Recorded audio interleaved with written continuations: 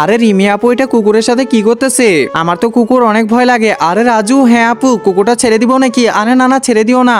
আরে কুকুর তাড়াতাড়ি ধরো ওকে। আরে ছেড়ে দিও না, আমি তাড়াতাড়ি পালাই, আমার তো অনেক ভয় লাগে। এই রাজুটাই যে কি করে না, তাড়াতাড়ি আমাকে বাসা চলে যেতে লাগবে, দৌড়াইতে লাগবে, তাড়াতাড়ি দৌড়ে বাসা চলে যায়। আপু আমার সাথে একদমই এটা ঠিক করলো না, আমার তো এটা অনেক ভয় লাগে, তাও ছেড়ে দিল এটাকে। আমাকে তাড়াতাড়ি বাসা চলে যেতে হবে, না হলে এই কুকুরটা তো আমার আস্ত রাখবে না, তাড়াতাড়ি দৌড়ায়। আরে কি ব্যাপার, রাজু আর কুকুরটা কোথায় চলে গেল? এদেরকে তো কোথাও দেখতে পারতেছি না, একটু আগায় দেখি তো।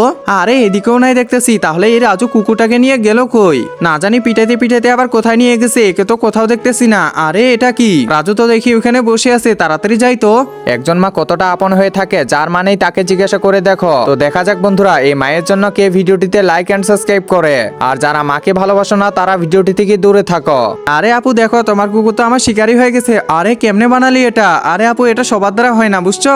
এখন কি কুকুরটা ধরাই দিব নাকি? তুমি যেমন করে ধরাই দিছিলা, ধরো ওকে। ওরে বাবা, আমার কুকুর তো আমাকেই তাড়া দিচ্ছে, তাড়াতাড়ি পালাই। বন্ধুরা কুকুর কে কে দেখছো তা অবশ্য কমেন্টে জানাও।